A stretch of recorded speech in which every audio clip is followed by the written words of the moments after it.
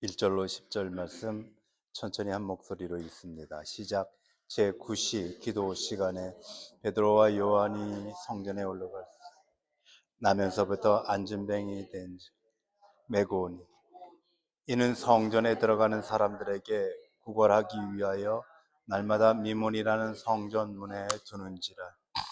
그가 베드로와 요한이 성전에 들어가려 함을 보고 구걸하거늘 베드로가 요한을 더불어 주목하여 가로되 우리를 보라 하니 그가 저희에게 무엇을 얻을까 하여 바라보거늘 베드로가 가로되 은과 금은 나에게 없지만은 내게 있는 것을 너에게 주노니 곧 나사렛 예수 그리스도의 이름으로 걸으라 하고 오른손으로 잡아 일으키니 발과 발목이 곧 힘을 얻고 뛰어서서 걸으며 그들과 함께 성전에 들어가면서 걷기도 하고 뛰기도 하며 하나님을 찬미하니 모든 백성이 그 걷는 것과 및 하나님을 찬미함을 보고 그 본래 성전 미문에 앉아 구걸하던 사람인 줄 알고 그가 당한 일을 인하여 심히 기이 여기며 놀라니라.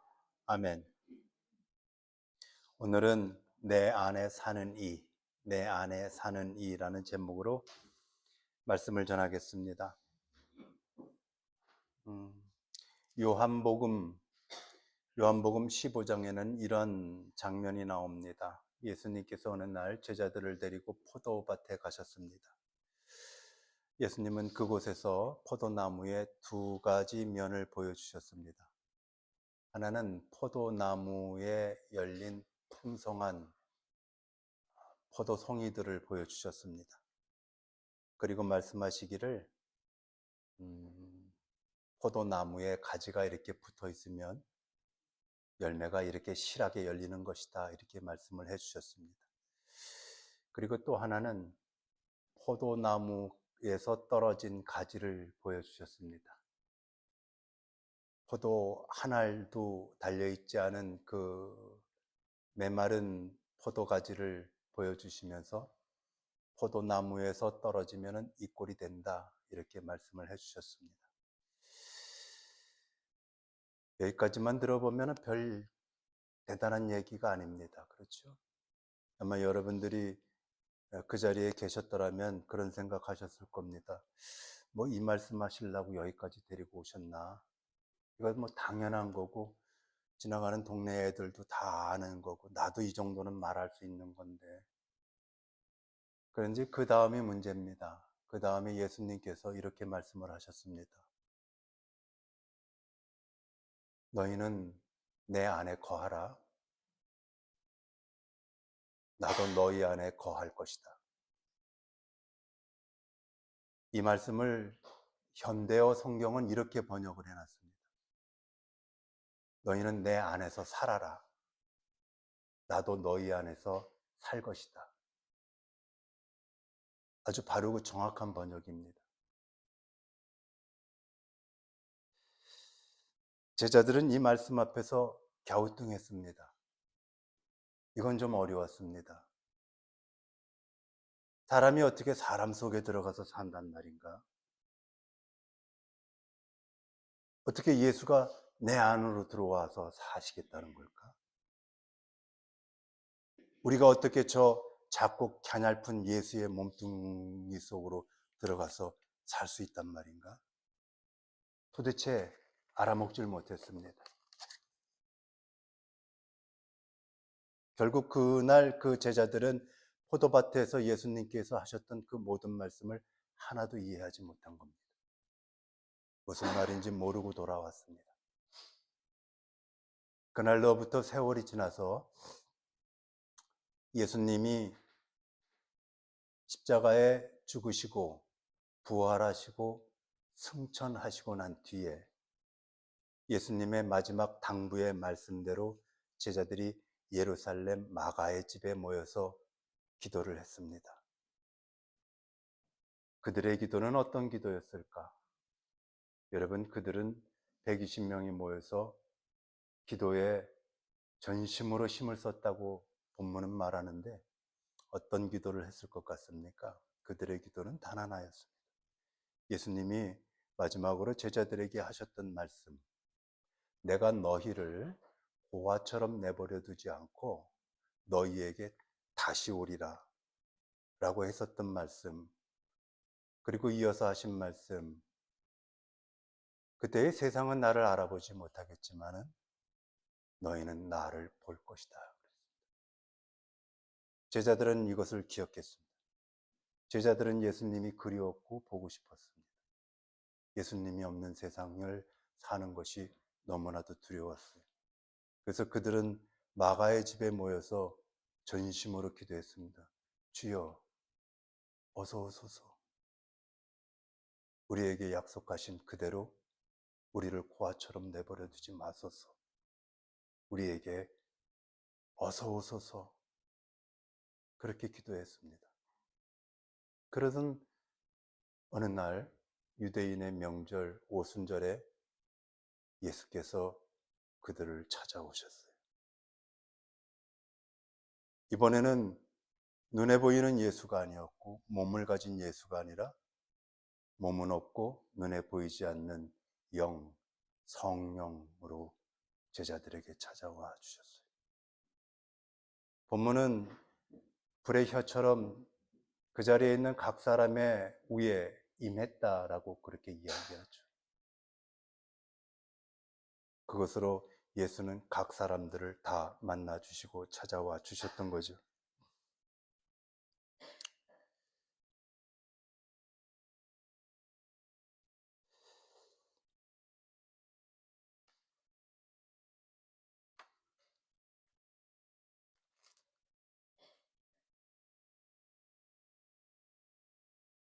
이날 예수님께서 제자들에게 찾아와 주신 것, 제자들 안으로 들어와 주신 것, 그것을 증명하는 두 가지 현상을 세상 가운데 보내주셨어요. 그것이 첫 번째가 무엇이냐 하면은 오순절날 그들이 각 나라의 말로 방언을 하는 것이었어요.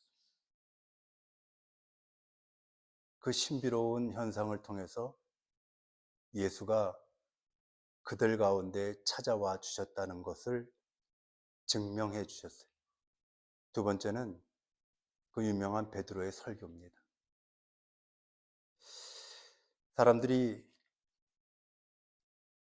오순절날 방언하는 그 모습을 보고 신비해하고 놀라워할 때 제자 베드로가 일어나서 그렇게 설교를 합니다. 그런데 베드로가 그 설교가 베드로답지 않은 그런 설교였습니다. 무슨 설교였느냐? 구약의 요엘서와 시편에 있는 말씀들을 넘나 들으면서 예수가 3년 동안 하셨던 모든 말씀, 모든 모습들을 한 줄로 다 꿰었습니다.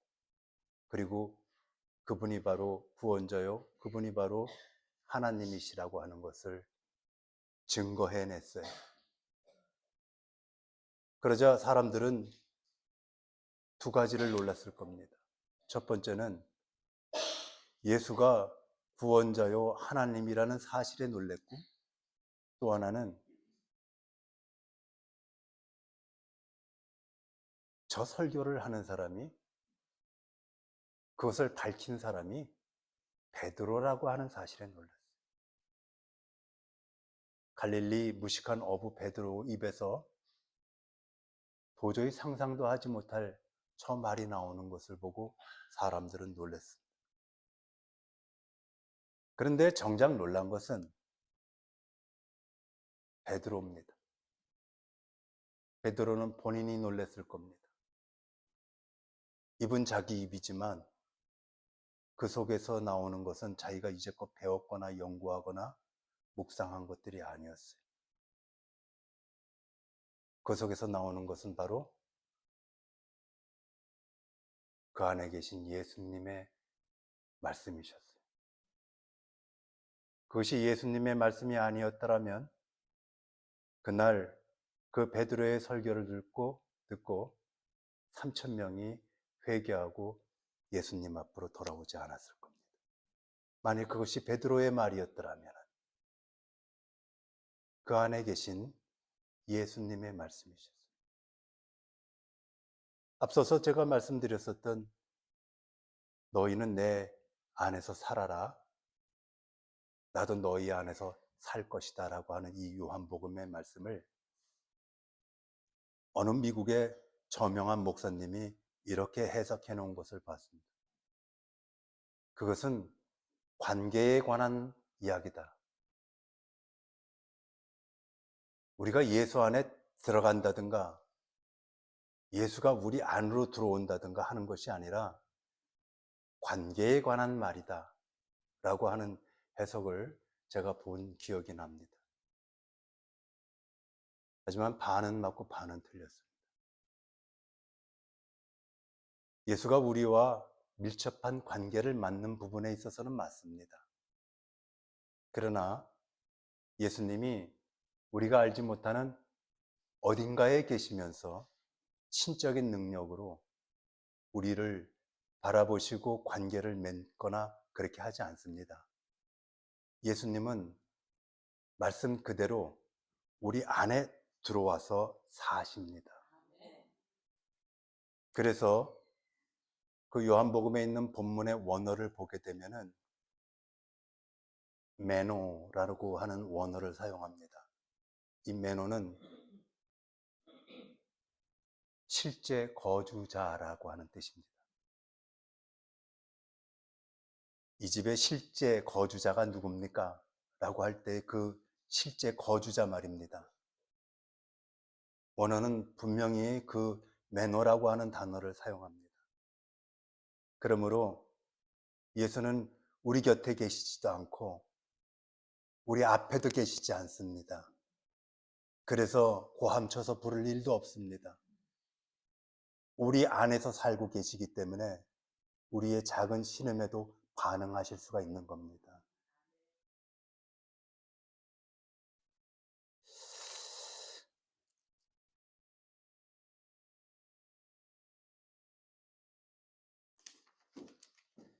이제 본문 3장 6절을 보시죠.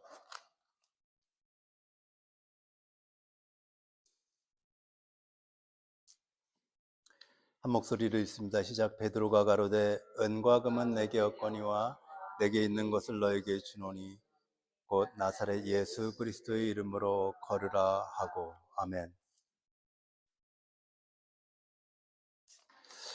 베드로는 자신에게 있는 것과 없는 것이 분명한 사람이었습니다. 저는 신앙생활하면서 이 부분이 선명해지는 것, 이것이 신앙생활의 완성과 성숙도를 가늠한다 이렇게 생각합니다. 내게 없는 것에 대해서 없는 것이라고 분명할 줄 알아야 하고 내게 있는 것이 분명할 줄 알아야 합니다.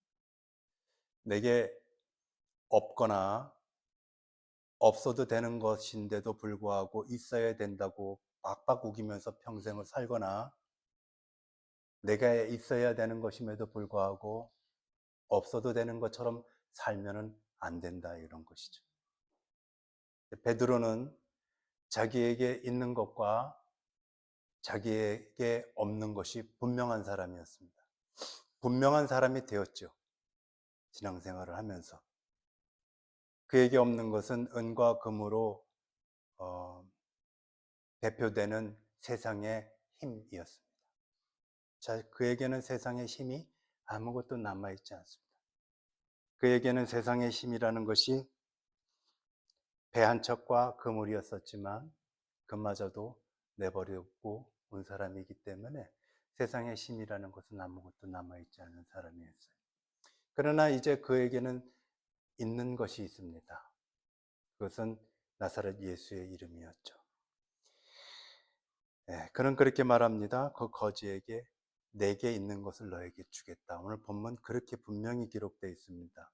혹시라도 한글 번역은 이 부분을 의역을 하지 않았는가 원어를 아주 열심히 공부해 봤는데 의역하지 않고 있는 그대로 순수하게 담았습니다.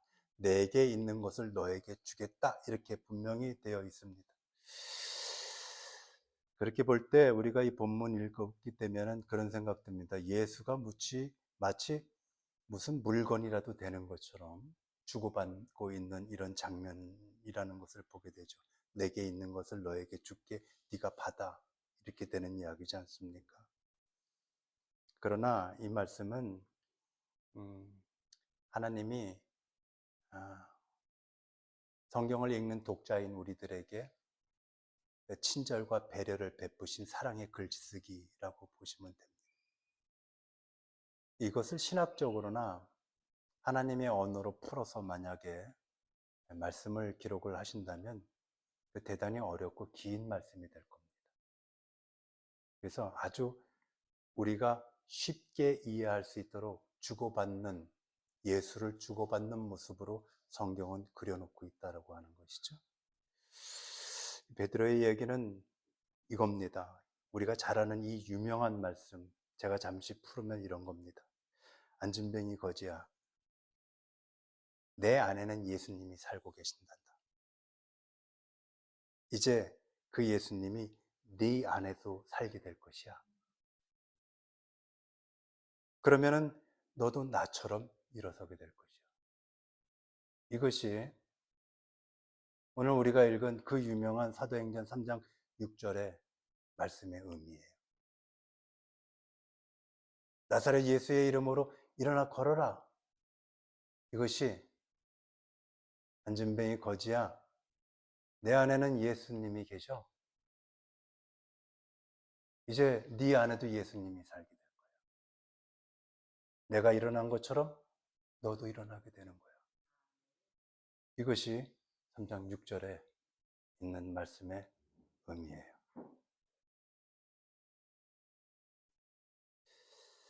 7절입니다.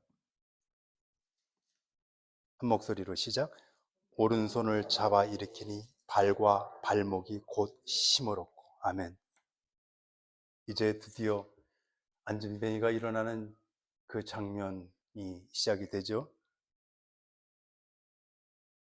베드로가 거지의 어느 쪽 손을 잡아 일으켰다고요? 오른손을 잡아 일으켰다고 본문이 기록합니다. 거지의 손을 잡아서 일으켜 주었다라고 해도 될 것 같습니다. 근데 주님은 여기에 거지의 오른손이라고 써놓으셨어요. 이거는 분명히 의도가 있는 글쓰기죠.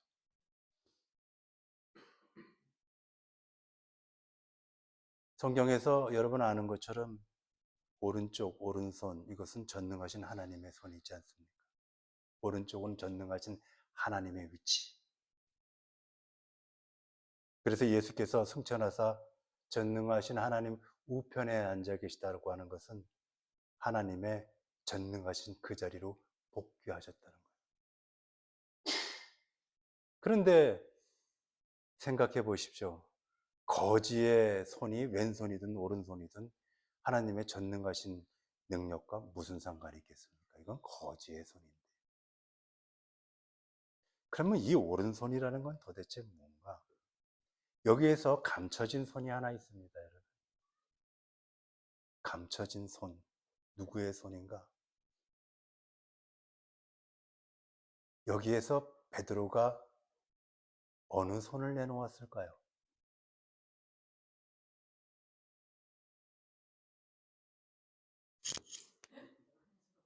네? 베드로는 거지의 오른손을 잡을 때 베드로는 어느 손을 거지에게 내놓았겠습니까? 네? 왼손이요? 오른손 좀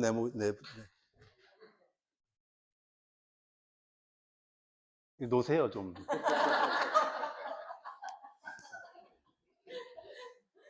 저 여러분, 오른손을 잡기 위해서는 베드로가 오른손을 내놓아야 되겠죠. 집에 가서 한번 부부간에 이렇게 손을 잡.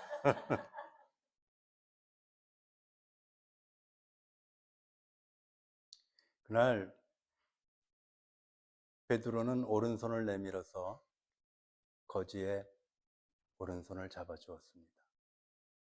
그런데 본문은 베드로의 오른손을 내밀었다는 말을 기록하지 않았어요. 거지의 오른손만 써놨어요. 거지의 오른손보다는 베드로의 오른손이 훨씬 더 중요한 이슈입니다. 그런데 베드로의 오른손이라고 하는 말은 본문에는 기록하지 않으셨어요. 이 지점에서 우리가 무언가를 생각해야 합니다. 그게 성경 읽기죠. 무언가를 생각해야 합니다. 베드로의 오른손은 거지의 오른손과 다른 손이죠. 왜 다른가? 베드로의 오른손이 하나님의 전능하심이 있기 때문인가? 그 사람 오른손이 무슨 전능하신 능력이 있습니까? 베드로 안에 살고 계신 예수의 손이었습니다. 베드로 앞에 계신 분이 아니고 베드로가 바라보는 저기 어디에선가 신적 권능을 갖고 계신 예수가 아니라 내가 네 안에서 살겠다라고 하셨던 그 말씀 그대로 베드로 안에서 살고 계신 그 나사렛 예수의 오른손이 그 거지의 오른손을 잡아 일으킨 것이죠. 이 그림이 그런 그림입니다. 예수의 이름으로, 나사렛 예수의 이름으로 라고 하는 것은 기독교인들이 단골적으로 하는 말이죠. 나사렛 예수의 이름으로 귀신을 쫓고 나사렛 예수의 이름으로 나을지어다, 떠나갈지어다. 그러면 나사렛 예수의 그 이름에 무슨 주술적인 능력이 있는 겁니까? 나사렛 예수라고 하는 이름을 자꾸 반복해서 내뱉으면 그러면 무슨 효염이 있습니까? 성도님 있습니까? 그 말 속에? 그 말 속에는 없어요. 지나가는 중이 나사렛 예수의 이름으로 당신의 집에 쌀이 넉넉해질지어다, 당신이 나을지어다 라고 한다면 그것이 효염이 있습니까? 왜 없는가? 그 안에 예수가 살고 있지 않기 때문에. 중요한 것은 우리 안에 예수가 살고 있다는 거예요. 우리가 나사렛 예수를 이름을 드높이고 소리쳐 외친다고 되는 것이 아니라 내 안에 예수가 없는 사람이 그렇게 해본들 아무 소용이 없고 내 안에 예수가 살고 있을 때 내가 그 예수의 이름을 불러 오른손을 내밀면 그것이 위로의 손이 되고 사랑의 손이 되는 겁니다.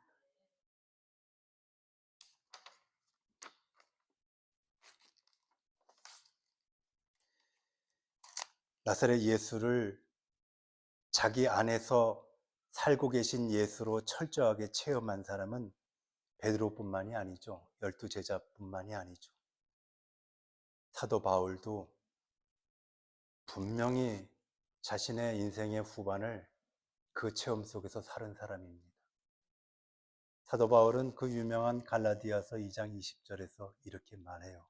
아주 분명하고 단호하게 이야기합니다. 내 안에 예수 그리스도께서 사노라. 내 안에 예수 그리스도께서 사노라. 그리고 이어서 이렇게 말씀하세요.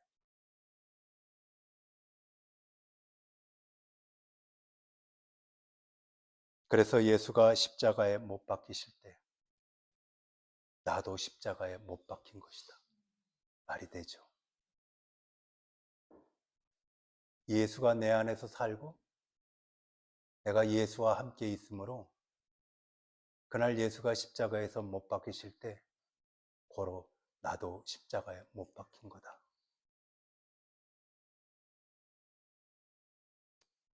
그러므로 이제 내가 사는 것은 내가 아니요 내 안에 사는 예수가 사는 것이다 라고 했지만 이걸 보다 더 전달력 있게 해석을 하면 이런 겁니다. 그러므로 이제 내가 사는 것은 내가 아니라 내 안에 예수가 사는 대로 내가 사는 것이다. 이렇게 되면 갈라디아서 2장 20절이 아주 선명해집니다. 다시 한번 정리하죠. 바울은 이렇게 말합니다. 내 안에 예수 그리스도께서 사신다. 아주 선명하고 단호하게 선포했습니다. 그래서 예수가 십자가에 못 박히실 때 나도 십자가에 못 박힌 것이다. 그러므로 이제 내가 사는 것은 내가 아니요 내 안에 계신 예수께서 사는 대로 내가 사는 것이다.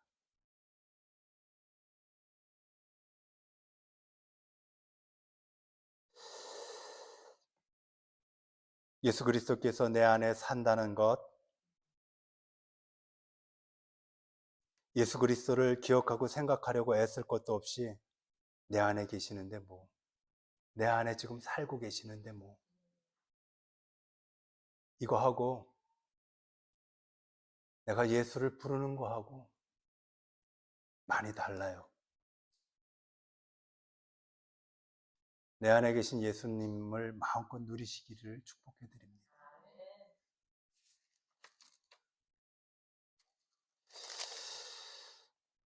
본문이 있습니다.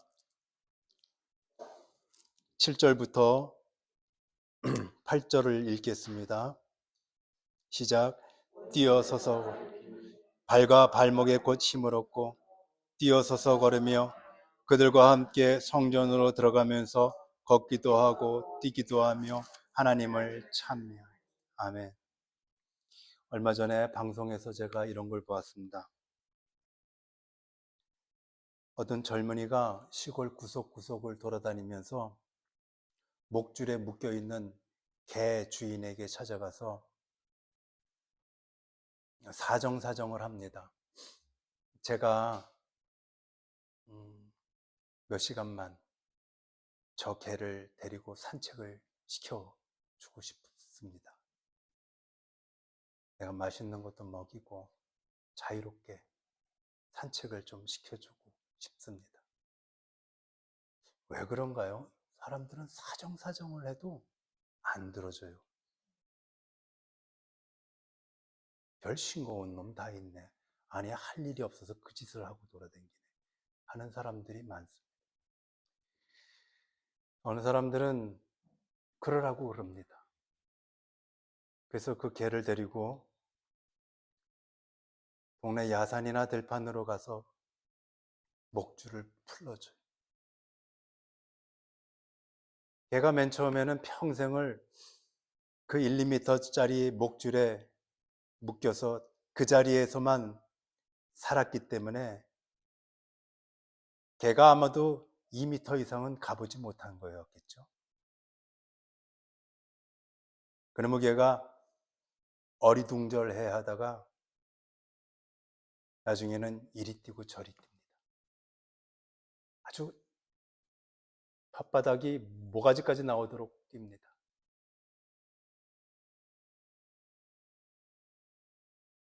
제가 오늘 이 본문을 읽으면서 문득 제가 봤던 그 모습, 그 방송의 모습이 같이 겹쳐서 떠올랐어요. 그 시골개가 생각이 났습니다. 평생을 목줄에 묶여서 그 자리에 앉아 있었던 그 개 말입니다.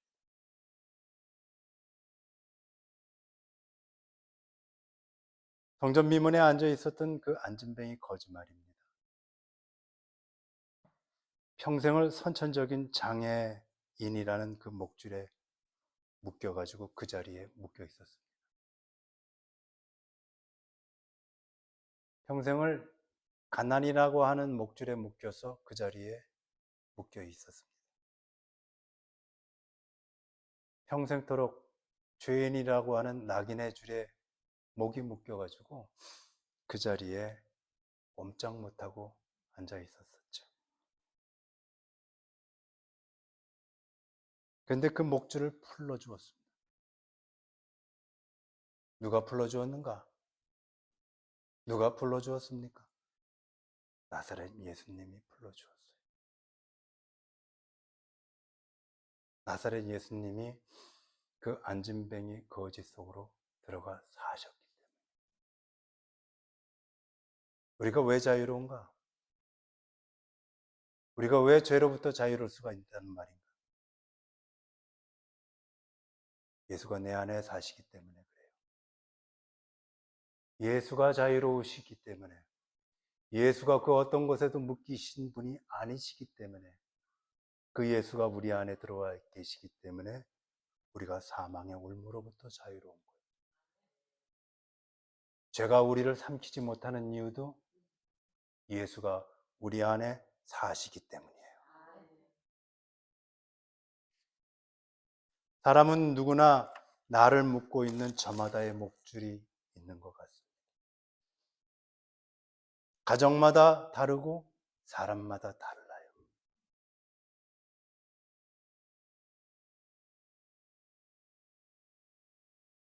그러나 오늘 본문을 통해서 보면 사람은 각양각색의 자기 목줄에 묶여서 있는 것이 있다 할지라도 그것을 끊어내시는 분은 예수님 한 분이십니다.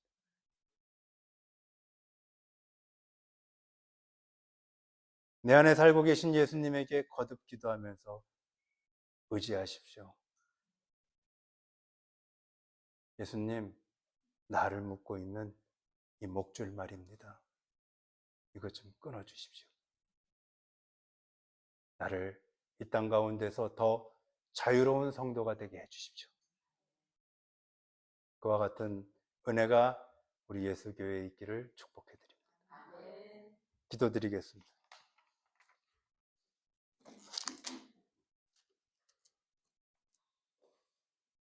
거룩하신 하나님, 2000년 전 예루살렘의 화려하고 웅장했던 성전 미문 앞 안진뱅이 거지가 앉아 있었던 그 자리에 가보았습니다. 가보았더니 그 시절의 안진뱅이는 더 이상 그 자리에 없었습니다. 질기고 잔혹한 목줄에 묶여 지내는 개처럼 그 자리에 엎드려 있어야 할 그 거지 안진뱅이는 어디론가 걷고 뛰고 노래 부르면서 사라졌다고 합니다. 왜냐하면 그 목줄을 예수님께서 끊어주셨기 때문입니다. 그는 더 이상 안진뱅이가 아니고 거지도 아닌 아버지의 자녀로 한 사람으로 남은 생을 잘 살다 아버지에게로 도착했을 것입니다.